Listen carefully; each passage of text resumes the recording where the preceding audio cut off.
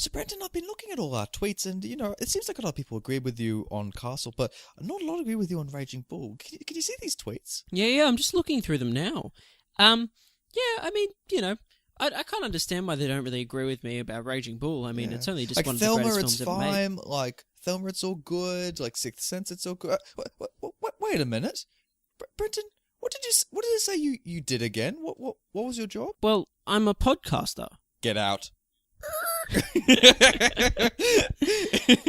Fun times. Welcome. I've got something to talk to you about, though, Nathan. Oh, good. I'm glad on this podcast medium you have something to say.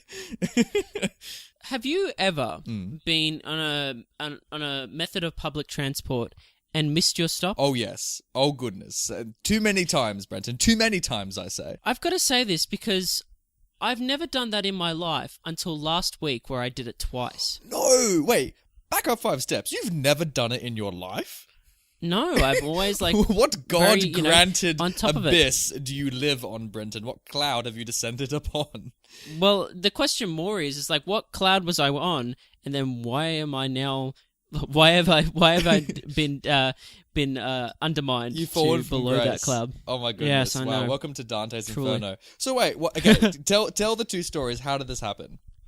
So I was on the train to my day job, and I was doing some work on the train. And usually, I'm very on top of things. But for some reason, I was so into my work that I realized that I'd forgotten that we were at my stop.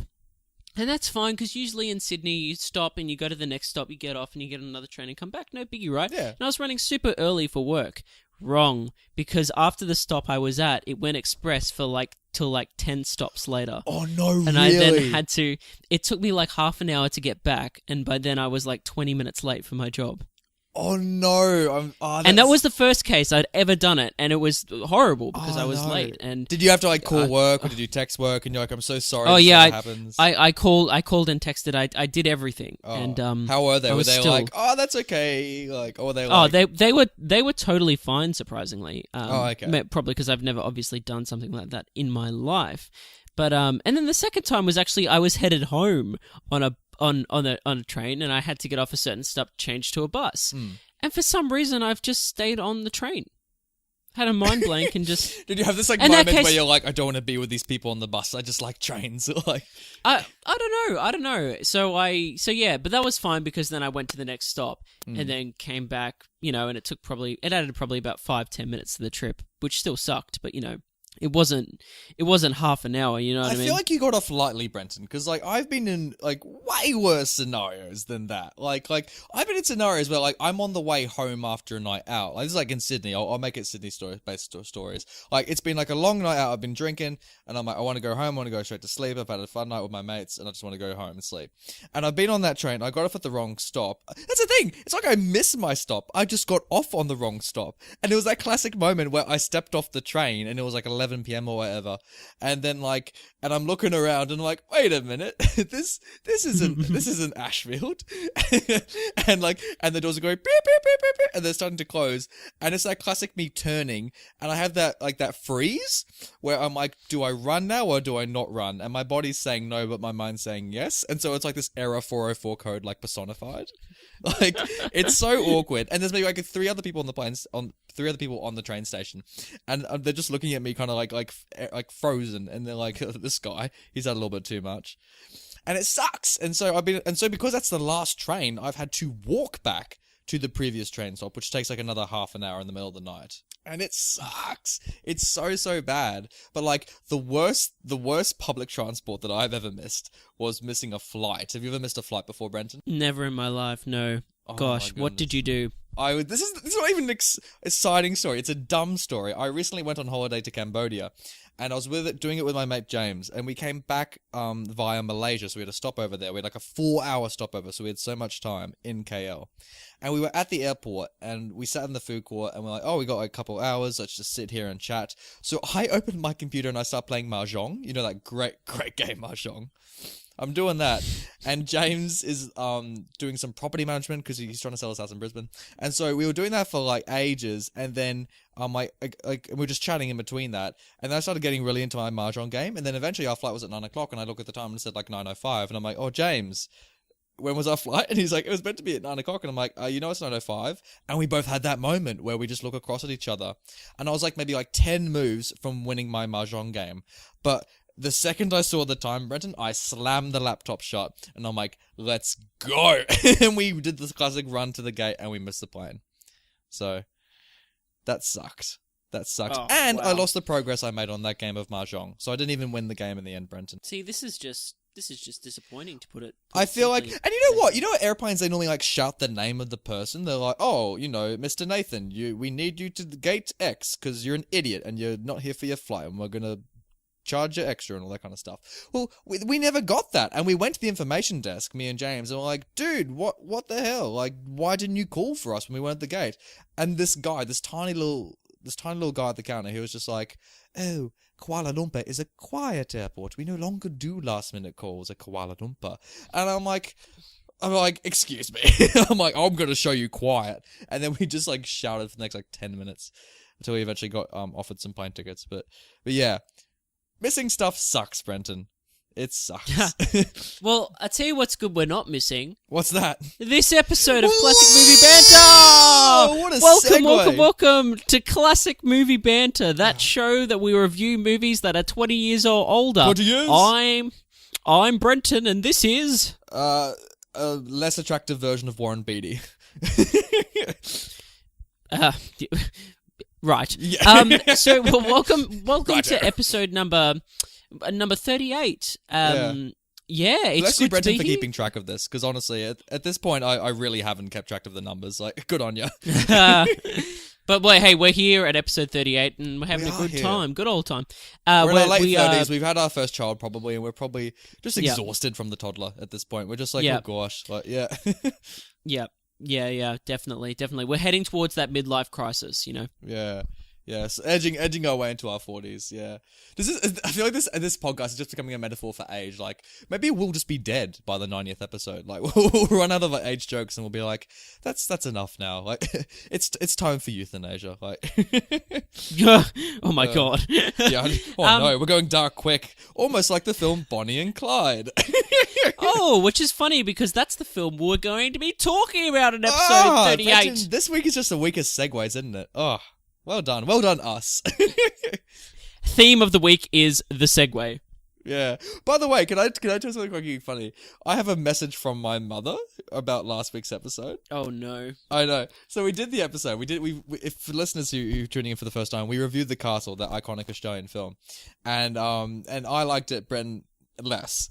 And Mum was doing a job at work the other day, and she was listening into the car on the way home, and she wanted me to do this to you, Brenton. Because you didn't like the movie. And for listeners who can't see at home, I just gave Brenton the bird. Oh, come on. I mean, come on. That's not fair. I mean, I said I liked the movie. I just didn't like it enough to give it a big thumbs up on the Classic Movie Banter rating scale. Yeah, which is either literally just thumbs up or down, to be clear to our And by the way, listeners. is this our podcast or her podcast? We can do whatever we want, Brenton. Well, I mean, that's a questionable question. You know what I mean? Is this actually our podcast? I don't know. I feel like this is where like the camera pans out, and we're like it's revealed our podcast studio is like in my mother's basement, and we're like some like obese like two fuckers with glasses. And we're like, I guess it's probably our podcast. Oh, that's funny. Yeah. Well, I will take that. I will take that finger. And throw it right back at her, as it were. and that statement came out slightly wrong. So let's continue. Nathan, do you have a question for me? I do have a question for you, Brenton. Brenton, can you please pitch me, as a Hollywood exec, can you please pitch me the movie that you want to make, Bonnie and Clyde? Nathan, I've got a pitch for you. All right. Oh, let me just open the door of this Hollywood studio. Welcome, so look, welcome, there were mate. there was this old gang called the Barrow Gang in America. I've heard of them. Oh, and yeah, well, I just want to do a movie about them. Oh, really? You got anything more? Yeah, than that? specifically about the relationship between Bonnie and Clyde. So is the film called Clyde and Bonnie? No, Bonnie and Clyde. We got to keep it in alphabetical order. What's alphabetical order, and basically we're just going to follow the rise and fall of this gang, but not so much the gang. Just focus on their leaders, Bonnie and Clyde. How does that sound, big executive Nathan? There's going to be lots of shootouts, lots of robberies, lots of drama.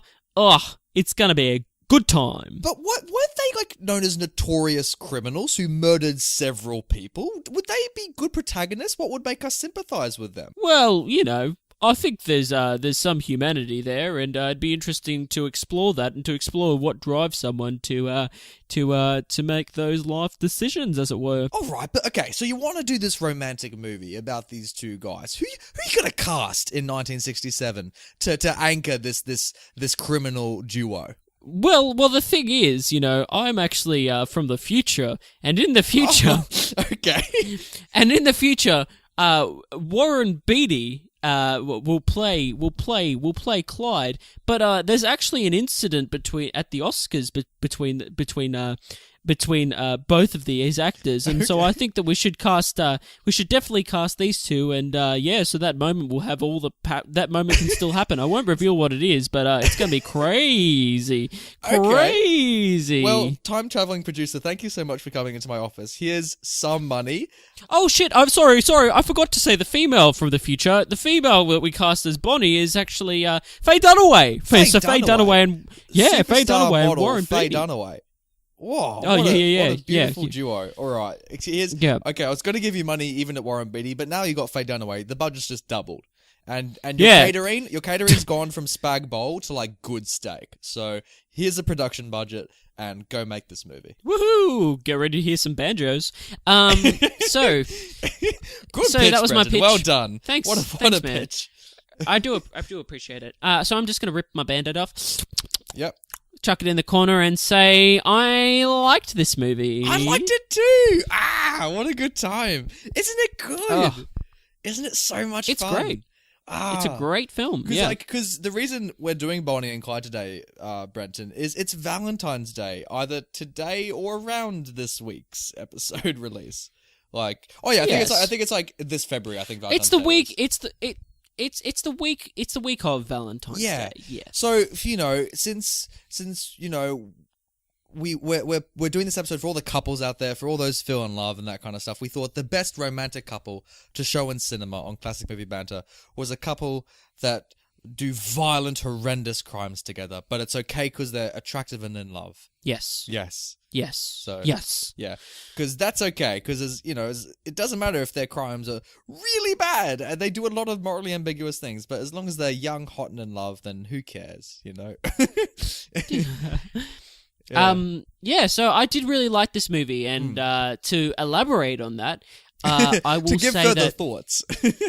Yeah, I think the performances from Warren Beatty and Faye Dunaway are top class from those two. I must say, I haven't felt this good about like a movie couple in such a long time. It's almost like the last time I felt this was with Ethan Hawke and Julia DePensy in Before Sunrise. Where you just instantly love them. You know what I mean? Yeah, they have such fantastic chemistry in this film, and they really, obviously, because they are the title characters, they carry this movie. They do carry this movie, and I was surprised at because obviously the only thing I know about Warren Beatty and Faye Dunaway was the Oscars debacle they had in 2017. So seeing them really, really young, they're both very good-looking humans. I can see why people in the 60s went to see them. Yeah, they are. And this is the second performance of Faye Dunaway's I've seen, and once again, I'm very impressed. I was about to say, because she was in Network. She was in Network. Yes, she was. Yeah. She was, yeah. So it's funny seeing her jump from that to this. She is so beautiful as Bonnie. Oh, God. Wow, what a good-looking human. I was just I will happily rob banks with you. Like, I will point and kill anything for you, Faye Dunaway, because, oh man, the cinemas would have been packed in the 60s, so you can just understand that, yeah. And just from technical points in this film, I thought that the production design and the costuming and hairstyling was all top-notch as well. Like, it really does feel of the period, and there's some snazzy suits in there for you suit-loving men and women out there. How cool does Warren Beatty look? He's got such a cool suit the whole movie. Dude, the white fedora, he's rocking it. Dude, I want to look like Warren Beatty so bad after seeing this. Like, yeah, he's also like weirdly, he's also ripped for the 1960s. Like he's in good shape. Because normally, like, obviously ripped in the 1960s is a lot slimmer to today's like The Rock Johnson ripped. Yeah. But like, even in the 60s, like if someone was to do like a main star role, they wouldn't get that fit. But Warren was like in proper shape for this thing. Yeah, dude. Yeah. Yeah. I want to see what Men's Health in 1967 looked like for his issue being on the cover. Oh, well, like I said, time travel, man. Let's go back. Oh, yeah, man. Let's go back. But, like, yeah, I thought, yeah, you're absolutely right. Like, all of it was good. Like there was, like, a weak point to the film. Like, I think they came together quite quickly in the story. I thought, like, it doesn't spend much time before they become Bonnie and Clyde. Like it's like 10 minutes in, they start robbing together. It's like, it's very quick. Exactly. It jumps together. And I like that. I think the pacing in this film is constantly fast. Like, it never drags. It's nearly a 2-hour movie, but it doesn't feel like it. And at the same time, the pace isn't like a million miles a minute the whole time. There's still character moments and character scenes and whatnot that you really get to understand these individuals. Yeah, so you do. And like it's funny because you think like the romance would be the only thing that would underpin this film, but there are other motives besides their love for each other. Exactly. Yeah. Yeah. And you see and it's funny because like a lot of the time they don't really debate what if they should be doing what they're doing. It's funny, it's so weird for a crime film. They never once say, "Oh, should we be breaking the law?" It never really goes in that direction. It's just more about them going like, how much longer can we survive? And they just keep on working out new ways to keep going as they break the law. Yes, exactly. Yeah. Which is a cool concept for a movie. Obviously, this is based on a true story. I don't know much about the historical accuracies of this. But you know, for this film, it's a great film. It creates some good drama. I think it is a very cinematic representation of it. I've got some in How Did We Make This, some facts about the historical accuracy. But I think if you really care about the Bonnie and Clyde story, it's okay. You can dismiss the historical inaccuracies, like in the same way that, like, have you seen Bohemian Rhapsody yet? No, I haven't. I have not. Oh, okay. In the same way that film's quite historically inaccurate, but you still have a fun time with it. It's like that kind of thing. It's like, as long as you're having a ball, like, that's all that matters in that kind of stuff. Sure. Yeah. I'd also just like to give a shout out to the soundtrack of this film. God. That banjo that plays is pretty awesome, especially in some of the chase scenes. Oh, it's amazing, isn't it? How does the banjo compare to the banjo in Deliverance? Oof. I'd have to go with the banjo in Deliverance. But it's a good quality. What if it's revealed joke. that as like the chase scene's happening in Bonnie and Clyde, the camera pans and it's actually that same kid on like the front of a house, just like just strumming the strings, and he's just in like Texas in the 30s for some reason, like. Oh, that'd be great. Well, look, I'll say this. It would not surprise me if it was him. It is weirdly edited sometimes, though. Like, I love the banjo music, but there's one scene I remember at one point where they're being chased, and then the music abruptly stops, and then they start doing some, like, narration, and then the banjo starts again. I didn't agree with that. I wasn't a fan of that when it happened. But, like, apart from that, I was like, this banjo music is completely applicable. Yeah, I don't know, because a lot of the hard cuts and like especially in sound as well that are from films around like these old films, I've noticed over the time that it's not as clean as like hard cuts in sound and obviously in footage today, if that makes sense. Yeah. So it's definitely a reflection of the time, and I understand that, but I actually enjoyed some of those moments. Yeah. Oh, that's good. I mean, it didn't ruin the movie for me, and a lot of this movie's strengths are in its chase scenes because they have fantastic chase scenes. Although with that banjo music, like sometimes like a really depressing scene will happen where something tragic will happen, and then suddenly they'll jump into a car and the banjo music will suddenly pluck up again, and it's all just like randomly cheery. Like tonally, sometimes it shifts quite jarringly between that criminal tragedy and like the romantic like the joviality of it. You know what I mean? Yes, for sure. And in terms of the visuals, they're pretty good. When the camera is steady, it's great. Some of the like chase scenes when it's not moving, it's alright. it's got some shaky cam going on, and that's a bit strange sometimes. But for the most part, it's good. Yeah. Although I didn't like I'm almost on the skiing scenes where like the shots while they're driving, you know, when they're inside the car and you can see the outside, and it's so clearly just like a moving screen. Yes. Like, yeah, that kind of didn't age well, but like it's kind of. But then again, they hadn't really invented anything else by that point. So what else could you do? Right. Yeah. Right. But overall, I think this is quite a strong film. Like, really, like from all the facets kind of involved, it's kind of a great production, and surprisingly works as a story about two.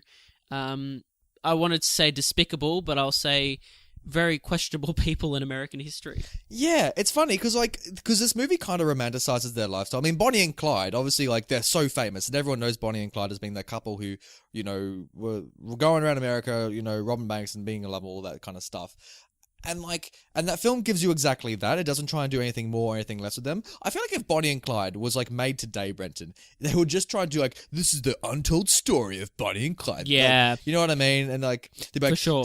Turns out they were secretly wizards. And like, they're just like, I don't know, like, now they're robbing banks, but with elves. Like, you know what I mean? Whereas like, yeah, thankfully back then they had the sensibility to go, no, let's just adapt the story as it is. And even though it does romanticize them, I think at the end of the day you still realize they're murdering innocent people.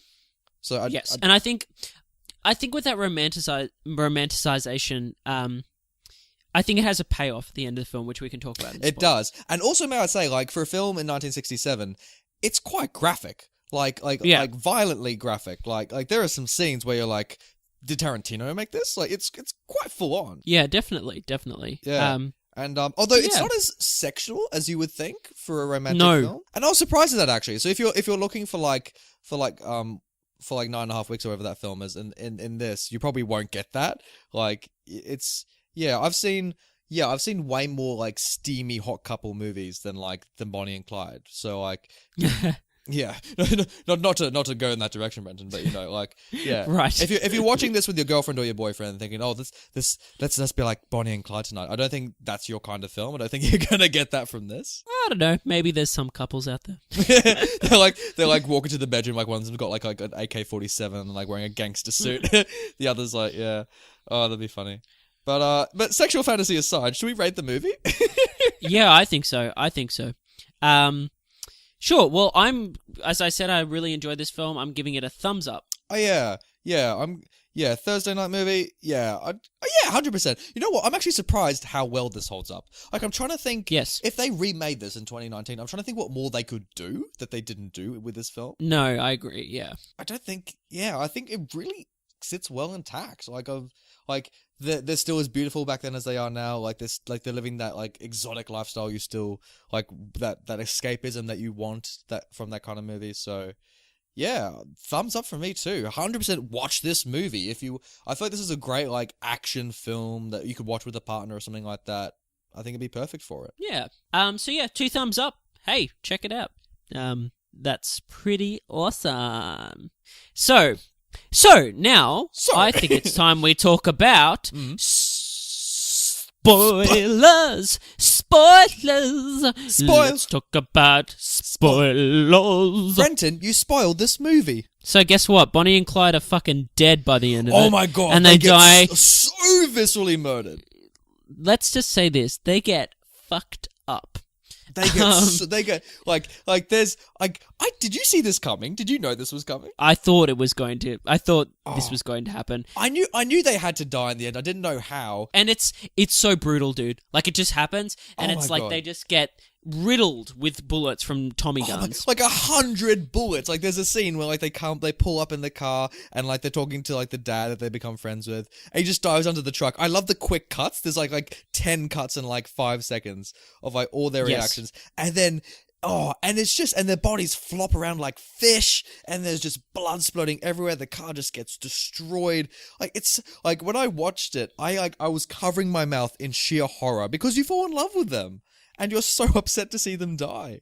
You know what I mean? I mean, I can't say they don't deserve kind of what they get, but yeah, it's pretty brutal. And I love how the film, I absolutely adore the last shot of this film. How it just kind of lingers on the reaction of the the Texas Rangers that have taken these two down, and then it just cuts to the end. And it's so abrupt as well. It's just it's great. It doesn't give you any time to recover emotionally. There's no after scene. It's just cut to black. End of Bonnie and Clyde. Awesome. It's really awesome. It is so powerful. And I imagine at home, once you see that film, you just sit there in shock and you just be like, wow, that's it. And they end so unceremoniously. Like, they have this great exotic lifestyle and then they're just dead. They're just rag dolls. Yeah. God, that really hit home. I mean, you kind of know they're going to die when they start finally having those conversations of, what would we do if we weren't kind of in this lifestyle, as Bonnie brings up.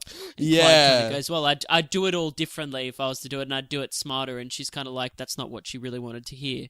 But that's a great. There's so many great scenes between the two of them. Oh. That first scene when they're in the diner together, and he basically tells her what he sees in her and what her past has been, and he's right basically about everything. Great scene. All of their lovemaking scenes showing that Clyde's kind of impotency when it comes to a sexual relationship, I thought was really, really cool and made for some great drama and some great character between the two of them. It did, but did you find it a little bit weird that was a subplot in this movie, that he just can't get it up? Like, that they were... Not necessarily weird. I just thought it was an interesting choice, and I thought it had payoffs. Definitely. Yeah. Not the fact that they then end up having sexual intercourse. I know. I do find that funny that right near the end of the film that was a payoff. Yeah. As the audience member, you're like, hey, they got laid.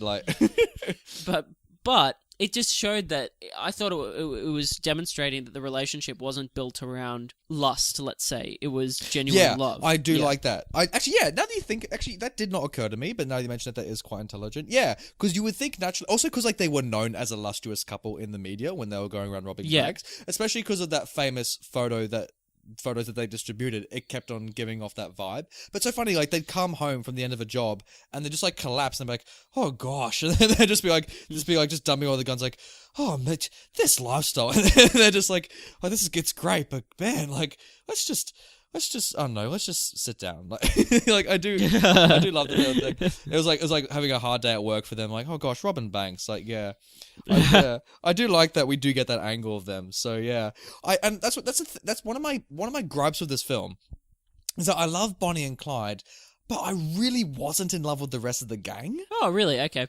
Tell you what, I hated the wife of the brother. I was just like, why are you here? Actually, furthermore, why was the brother and the wife there? Why did Clyde recruit his brother in the first place? I don't know. I think that's I see what you're saying. I like the recruitment of, what's his name? CW? That random. Yeah. I love that they just say you want to rob banks. He's like, yeah, sure, why not? It's not even like they're not even having to convince him. I love that. I feel like I like him, and I like his introduction. I also like the introductory scene between the two brothers. I think that works really well. And then I like that there's the biggest contention kind of in the group, or the biggest, the two that bat the heads most are the two women. Yeah, Faye Dunaway, she's not having any of it because all the wife does is complain and complain and complain, and also even then I didn't hate her for that. What I hated her for, although hate's a strong word, what I disliked this character for was her screaming when they had to be quiet, because she does it twice in the movie where she gives their position away. Hey, it's interesting that you're criticizing her, because I'll say a little fact about the film right now. Because she won the Academy Award for Best Supporting Actress for this performance. I know. And I knew that, and I'm looking at this woman going, "You've won an Oscar for this," and I'm like, it's not because she did a bad job. She acted perfectly. Her character. I'm like, could you stop ruining it for everyone else? Could you stop helping the police officers? Because that's what she does. Yeah, I mean, I see what you say. Did you like her? Did you like her throughout the movie? Did you like this character? I can't say in terms of I loved necessarily the character, but I loved what purpose she served in the film, and I liked that she was kind of someone, basically the only person questioning the whole time. And also she was the only one that in a situation, she was the only one that couldn't act under pressure in the group. That's true. That is true. And that is saying something that all of them could do that quite quickly. They all kind of snap into perfect bank robbers very quickly in the film. So yeah, I do like that you have that added that added realism with her. But even so, it's like, even when they're in that, like, that hotel bunker or whatever it is, and then the police are outside, and and everyone's like, quiet, and it's almost like it's wabbit hunting season. It's like that shh kind of moment, and yet she's just like, ah! She just, like, pierces the night with that scream. I'm like, you could have done, and then even when they escape in, like, the blood-ridden car, like, I like that they're all like, could you not have shut up for, like, 5 seconds? Like, even the other characters are giving her a go. Yeah, exactly. Yeah, they're like, she is not good news, yeah. But, no, I was like, did you think, Brenton, this film was a commercial for Kodak? I didn't notice that. No, what do you mean? Like, there's, like, 5 moments in the movie where they, like, pull over, and then, like, either, like, Bonnie or Clyde will be like, quick, grab the Kodak, and they just, like, take a photo together and that kind of stuff. And I'm like, is this, like, the precursor to a Kodak moment? Like... I didn't notice that there was actually Kodak. I just assumed it was more the photo because they were using these photos kind of in the media, I guess, you know. And I just like to think that some Kodak Hollywood, this Kodak executive came over to Hollywood and say, you know what, we want some product placement in a movie. And the Hollywood executive was like, you know, all we have is Bonnie and Clyde. And they're like, even though they're murderers using our product, we want it to happen. and they just gave it full license. Like, yeah. Like, did you like that they were taking lots of photos in the movie? Did you like those photo scenes? Yeah, I did, because I think I really enjoyed actually the opening credits of this film. Yeah, they were great, weren't they? I like the little, like, flash photos. Like that's genius, isn't it? Like, I thought it was really smart. Exactly. But from genius moments to dumb moments, were you confused when Bonnie's mother rocked up? Because I thought it was a really weird transition. I didn't know if it was like a dream or real life. Because it kind of is this just me? Do you know this moment I'm talking about? No, I do know the moment you're talking about. I thought that was a great payoff in the film. That scene between Bonnie and Bonnie's mum.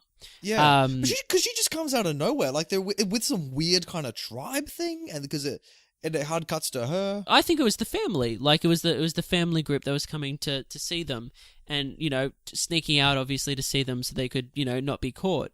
And as it's revealed through the scene, like how disappointed this mother is in her daughter, you know, it's great. It's great. It's a great moment of drama, especially when you have fucking Clyde there, like going on the way he does. Yeah, I thought it's a great scene. Yeah. I do like that they tied in, like, the parents with that. Like, I love the relationship between who's that other guy and his father. Oh, I forget the character's name. You know, like, their accomplice? CW, I'm pretty sure. Yeah, CW. Thank you. Yeah, CW. I love that. And I love that we meet his father. And I love that, like, he's being all polite to them and he's all being friendly. And he's like, I can't believe you got a tattoo. Like, he's the most, like, dad thing you could be in that movie. Yeah, I really like, even though his character betrays him, like, I thought that was really smart. And he's so right, by the way. Isn't that, like, the worst tattoo you've seen in cinema? Oh, it's pretty awful. It's so bad. Which I know is the point, but, you know, it's pretty bad. Yeah, it's so, it's, because he just has it, just comes out of nowhere, and there's one point where the camera really gives you a close look at it, and it's just nonsense. It's just nothing, isn't it? You're just like, what are you doing? Yeah. When the dad starts attacking him for it, you're like, when his dad was slapping him, I'm like, slap him harder. I'm like, punish him. I'm like, because what an idiot for getting that kind of thing. And also, I hated him when he what was it, parallel parking? Like, what an idiot when he's, like, doing the bank robbery scene and he's like, you know what I'm going to do? I'm just going to, like, parallel park. Like, what a moron. Hey, let's talk about Gene Wilder. Oh my god! Did you know he was in this? Yeah, dude. I have facts about him, obviously, for later on. But yeah, I thought he's a great addition to this film. That whole scene and the whole point where the car is stolen and he's in the car with his girlfriend, who he discovers is actually a lot older, I think, than what he perceived originally. It's such you can see why the man, like, had the career he had. Like, why is this in the movie? This. I personally, I think it's the best scene in the movie. I think when he's in it, that's when the movie peaks. I'm like, this is fantastic. But why is this in a Bonnie and Clyde film? It's a great moment. It's like, I think it's great. I think it's really great. I think it's a moment that kind of, you know, obviously they're doing this so they can avoid being caught, but at the same time, like, they buy this couple dinner, they, like, you know, they treat them all right, they involve them and, you know, in the gang and whatnot, until unceremoniously they're then thrown out because he's an undertaker. Yeah. And it's so funny. I love that also in this movie they do a Macca's run. Yes, yeah. And it's like a Macca's run in 1967. I love it. And I'm like, this is so Australian. And they're all, like, in the car and they're all becoming best friends and they're all, like, munching on the burgers.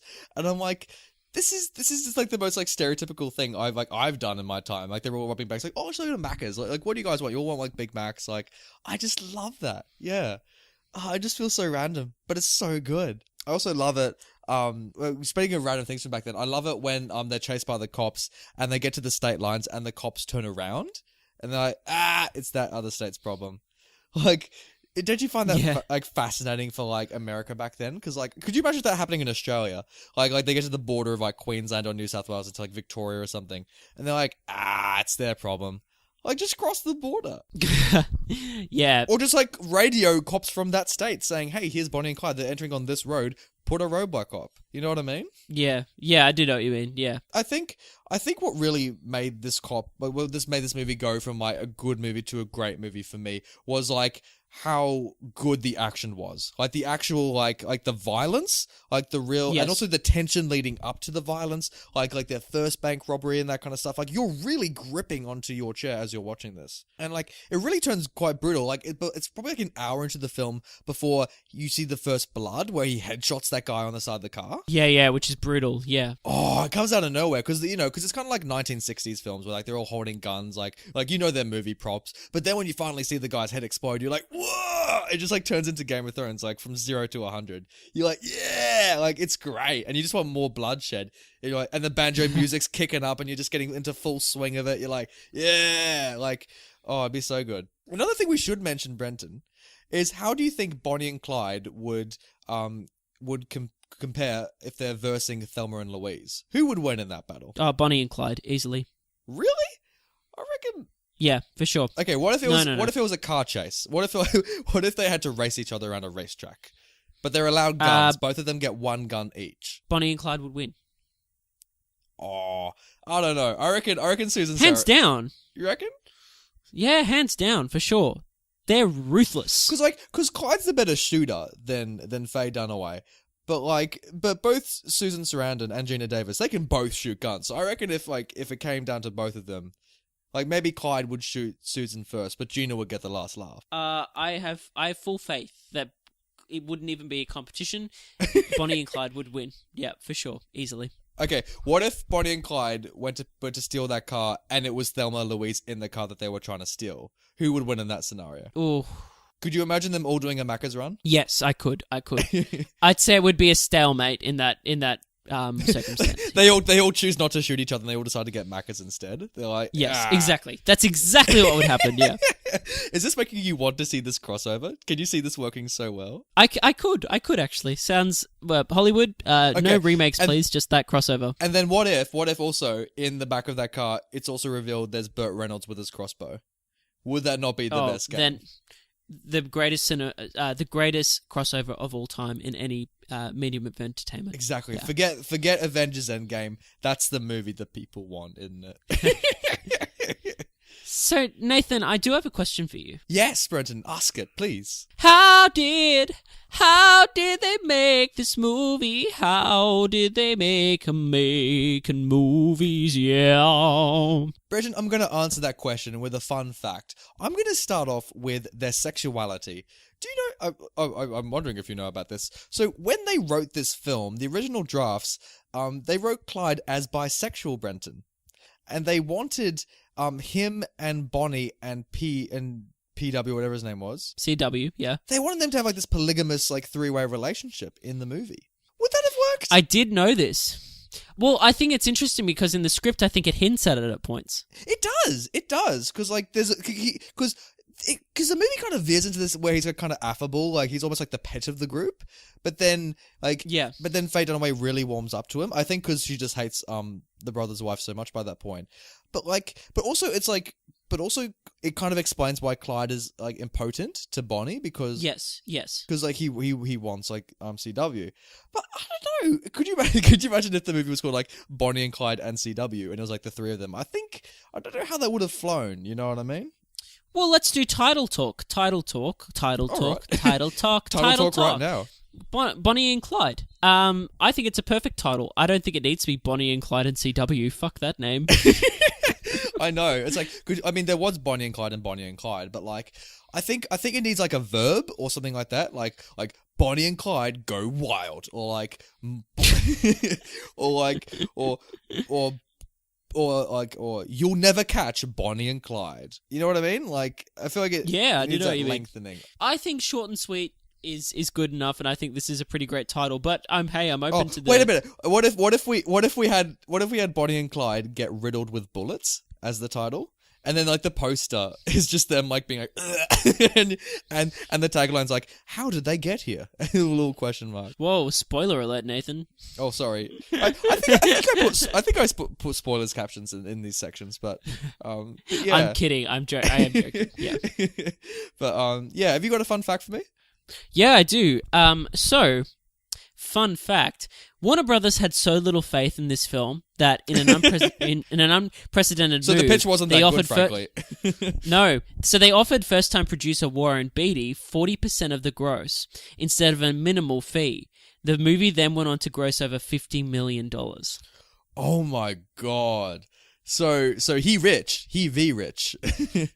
He made a lot of money from this one. He made a lot of money. He actually turns into the villain from It's a Wonderful Life. That's actually Warren Beatty. Yeah, I mean, yeah, he made all the money. He made all the money there. He actually made more money than Bonnie and Clyde stole, if you think about it. Yes, he if that's a fun fact for you.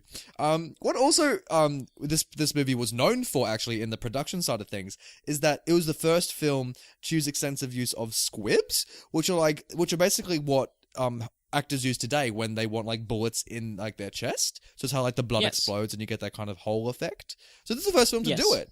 So I can see why they had that shooting scene at the end, just so they could show off the new technology they had. Dude, there were so many squibs in that last scene. Holy moly. Oh my goodness. In fact, the whole squib budget just went to that. They're like, let's make 100 of these things. They're like, we've got to use them all. Like, Faye Dunaway's like, do we have to do this scene again? They're like, yeah, we've got another 500 to go. And she's like, oh, okay, like, I guess. Like, so another fun fact is that this is the debut of Gene Wilder. Oh, yes, it is, isn't it? It's his first film. And what a great first film. And again, like, as I kind of said before, that you can obviously see the potential for this man to have the career that he, as we know, eventually has. And yeah, it's all there. It's a great performance.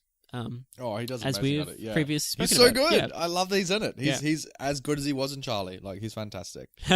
Yeah. I've got some historical inaccuracies to talk to you about, Brenton.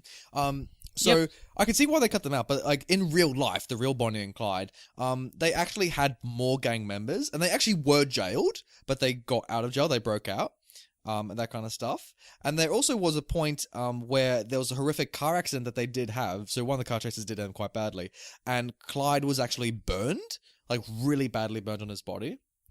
So I can see why they didn't include that in the movie, because I can't imagine Warren Beatty just going from, like, beautifully ripped, like, Hollywood megastar Warren Beatty to, like, having, like you know, like Two-Face from The Dark Knight makeup for, like, the second half of the movie. You know what I mean? Yeah. Yeah. Wow. Yeah. But one thing that they did get right, and that I've put into our show notes, as you can see, Mr. Brenton, is that they really did get right the photos that they took with Bonnie and Clyde. Yes. Yeah. So you can see the original Bonnie posing. Isn't that amazing that in real life this really happened? Like, Bonnie was like, you know what, I'm gonna take some photos, and, like, it's not like they're like, this is like before the Snapchat generation of, like, Bonnie just Snapchatting her criminal things. Like, it took such an effort to take a photo back in the 1930s. So, like, exactly. But they did it. Like, she's standing there right next to the car, looking like a gangster with the cigar and the gun, and there's Faye Dunaway doing it. So they did get that right, Brenton. They certainly did. Roger Ebert had only been a film critic for 6 months when he first saw this film, and hailed it as the first masterpiece he had ever seen on the job. Aw, isn't that sweet? I think he later put it in his greatest American films of all time list as well. Oh, good on him. I mean, he is the movie critic, so, you know, he has every right to say that. Brenton, we've been movie critics for 6 months. Is this our first masterpiece? No, we've watched a few masterpieces before this. Yeah, obviously Cats is obviously number one on that list, but, you know. Yes. That goes without saying, yes. Yeah, I'm trying to think what our first masterpiece would have been. It wouldn't have been Rocky, because you didn't like it. Maybe... No, I would say that our first masterpiece, I think, was Network. Oh, true. Not Jurassic or Spellbound? No, yeah, I think first masterpiece is, like, again, it's like next level. I think Network was our first. I think we've only had 2 masterpieces on this podcast, I think, in my opinion. One of them is Network, and the second, I'll have you know, is It's a Wonderful Life. Oh, wow. Has that aged well with you, It's a Wonderful Life? Yes, definitely. I would even go as far to say that more so than Network, which I think is a masterpiece, don't get me wrong, but It's a Wonderful Life, I would say, is one of my favorite films of all time. Oh wow, that's fantastic, Brenton. Like, yeah, it's we'll talk about it when we get to episode 40. But yeah, that's fantastic. Yeah. Cool. I've got one more fun fact for you before we move on. You know how I didn't like the brother's wife? Yes, I did know that. She lives, and she actually was alive to see this movie made, and she watched it, the real life person, and she saw Bonnie and Clyde, and she had to say, and this is a quote from her, she hated the actress's portrayal of her because that film made her look like a screaming horse ass. So even the real person agrees with me. So I've got that under my belt, Brenton. Well, you rest your case. Thank you. I do rest my case. So hey, let's look at this film's poster. I'm looking at it. All right. So it's got a lot of pink in here, Brenton. There's a lot of pink in this poster. There's a lot of pink and there's a lot of white. It looks like this was originally like a black and white poster, and someone just awkwardly colored it in. Like someone like a crayon. Like there was a mistake in the printing. Yeah. Does it also kind of spoil the ending of the film? No, I don't think so. What do you reckon of this poster, Brenton? I think it's okay. It's okay. It's not great. It's all right. I like the tagline. They're young, they're in love, and they kill people. That's pretty good. I don't know, good tagline. I'll give it that. But I don't know. I feel like even though like in the 60s and 70s they had like the very minimal posters and that kind of stuff, I actually would have liked a more modern poster take on it, like a really big, beautiful canvas of maybe them driving down like a dirt road with like all these guns and like cash flowing out of the car or something like that. Actually, you know what would have made a better poster? It should have just been the frame of them all getting Maccas with Gene Wilder. Sure, that sounds good to me. And you're like, this looks like a fun film. Like they're all just like happily eating Maccas, and you're just like, oh yeah, this sounds like a fun time. That should have been the film's poster. Sure. Yeah, I could see that. Why not? Yeah. Yeah. Sponsored by Kodak, yeah. Yeah. She's holding a Kodak camera and like he's eating like a Macca's burger and they're like, wow, they really didn't have to pay that much for the movie's budget. It's all sponsored, like, yeah. Oh, that's funny. So should we pass it to the people? Power to the people, pass it to the people that power. Nathan, this film has an 88% on Rotten Tomato meter. 88%, did you say? And get this, the audience score is also 88%. Oh, golly gosh! Oh, Mr. Brenton, this has really made Valentine's Day for me. It's so upsetting that like the week of Valentine's Day we're just both like sitting in here just like recording a podcast episode like I think we're loved, Brenton. Like I think this film deserves a solid 90, but 88's fine. That's all good. Right. It does the job. More people are liking it than exactly. Not, so it's all right. Exactly. So I'll start off with Frank Conroy from the New York Review of Books. Not sure what you're doing reviewing films, but okay. With the myth, one man approaches some truth about America, and even if one never quite gets there, the effort is bracing. Yeah, is this film trying to paint a broader picture of America? I feel like it's not that deep. Or did you get some thematic depth to this film? No, I think there is some. It kind of takes the American dream and kind of puts a spin on it for sure. Like I think there's a deeper meaning to there. Yeah, if you look for it, it's definitely there. Yeah. So, how does one make their way in the world? How does one, live in? It's that whole idea again of like almost like the frontier of the West again. And yeah, it does feel very Western, doesn't it? Yeah, definitely. Well, not so much Western like in terms of the genre, but yeah, thematically for sure. Yeah. Yeah, 100%. Jenna, I gave it 1.5 stars. She wasn't a fan. And she wrote, besides the fact that Beatty and Dunaway are in their primes looks-wise, this is the worst movie. Within the first 10 minutes, I knew I was going to hate it, but I stuck with it. And boy, do I hate it. Meandering, charmless, pointless, awful dialogue, stupid flat characters, wasted potential, boring camera work, bad editing. Like, do I have to go on? This is the most overrated film. Jenna, I disagree with you. I don't think it's charmless. I think it has lots of charm. It's not pointless. I actually thought the dialogue was pretty friggin' great. Sharp. I thought it was like good dialogue. Yeah, I thought it was awesome. Characters weren't flat. Wasted potential. I don't know what they could have done better in 1967. Truly, I don't know what they could have improved. I think it's pretty awesome, and I think it deserves the even today, I don't know what they could improve. You know what I mean? Yeah, it's like, exactly. Yeah. I just think, like, to say it's overrated, I think, like, this is, like, one of those films that has stood the test of time, rightly so, you know what I mean? I think that's why Hollywood hasn't remade it since 67, because it's one of those classics. It holds up well. Exactly. Yeah. Exactly, yeah. Yeah. But Charlene K gives it a 2-star review. It says, it's full of holes. Lol. Like the main characters, am I right? It's full of holes, and I had to look on Wikipedia to see if the real Bonnie and Clyde were such incompetent, whiny bitches. They weren't. Is this supposed to be a comedy? The best acting was done by the Jeans, Hackman and Wilder. Oh, look, no. Again, like, I disagree. Like, No. I really disagree that this film paints these characters as incompetent, because it doesn't. Sure, they start off and they're rough with those robberies, but then once they hit the road, so to speak, they really, like, become pros. They do because it's actually like the sequence from Hercules where they sing Zero to Hero, but with Bonnie and Clyde. They're like, yeah. I love it. Scott M, he gave it 2.5 stars, and he said, "It is said that the culture of my own country does sometimes make heroes out of criminals. 19th century bushrangers, for example. Apart from the violence, I had to ask myself if I was being persuaded to feel sympathy for these characters. I do not know." Scott's got a good point. I think he must be Australian because he talks about bushrangers, right? Yeah, I presume so. Yeah. Like we are being deliberately positioned by this film to empathize with these murderers because they are murderers. They are bank robbers. Is there anything wrong with trying to, like, show the humanity of these characters? I don't think the film asks you to sympathize with these characters once. I think, like, obviously straight away you understand that these are horrible, bad people and they deserve everything that's coming to them. At the same time, it's still worth exploring the humanity of, let's say, monsters. You know what I mean? Like, because there's lessons to be learnt there, and it's important to understand and think about why people make these decisions. Yeah, exactly. Like, I think just alienating criminality to a point where you can't sympathize isn't helpful to anyone. I think understanding how people fall into this is constructive. So I disagree with that. But I do see how Bonnie and Clyde are like the Ned Kellys of Sure. of America and that kind of stuff. So I do get that. Yeah.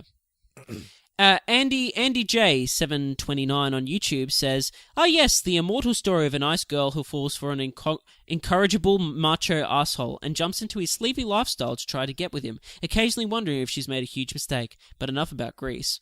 Look, again, I disagree with this. I really disagree with this because, I get your point about Grease at the end of that film, spoiler alert, is literally that she degrades herself to become one of the Greasers. I get that. That's literally the choice she makes at the film.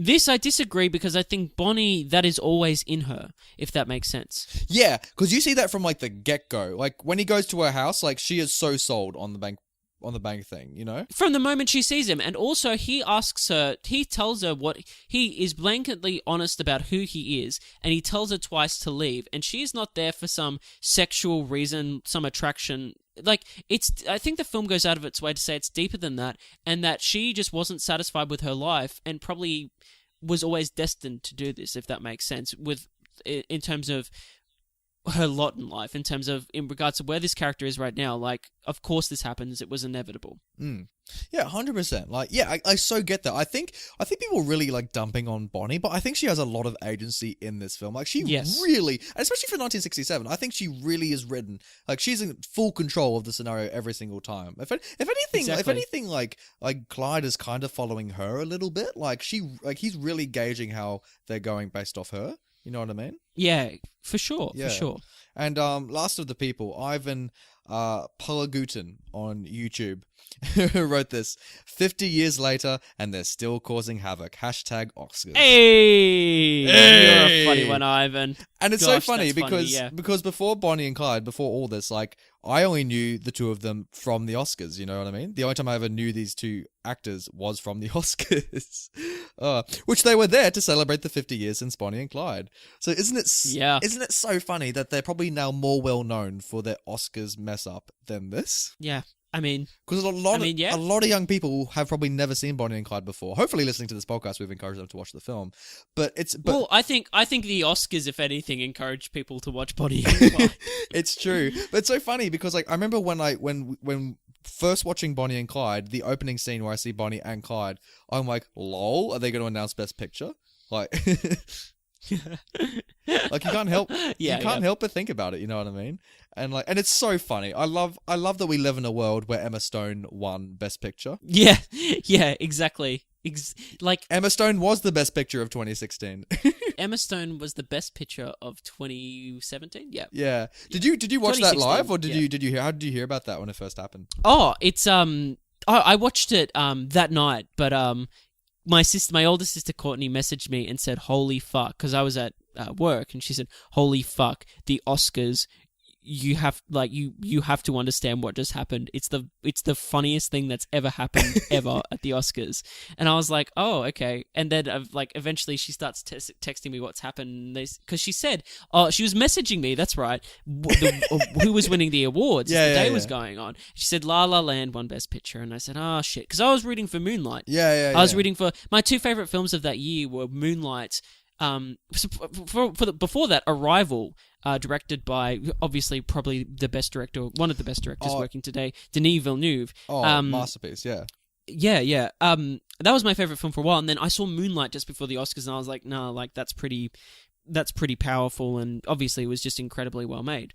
So I was reading for Moonlight. I was like, oh, that's a shame, and I really didn't want La La Land to win because I have issues. It's such an Oscar film, isn't it? It's too obvious for an Oscar film. Although I did love La La Land. So it was kind of just a wonderful moment, and it's going to go down in history as one of those amazing moments, and rightly so. And I'm glad we were here, Brenton. I'm glad we were here.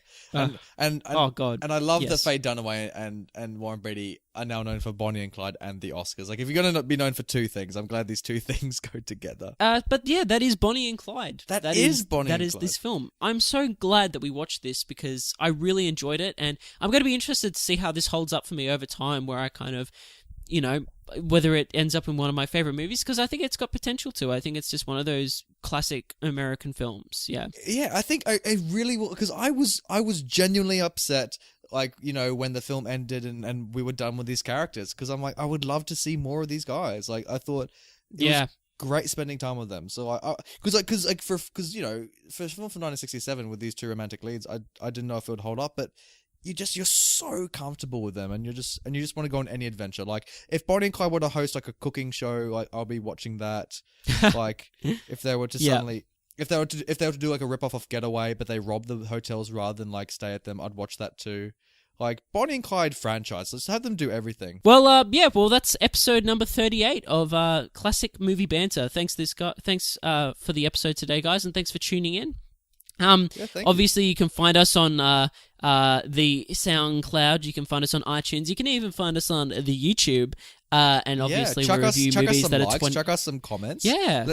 Let us know your thoughts on the movie. Hurl at us some crushing insults. Like, just do whatever you want. Like. Oh. Nathan, the SWAT team just dived under the bed. What the hell's going on? Oh no, the authorities with the Tommy guns. Oh no.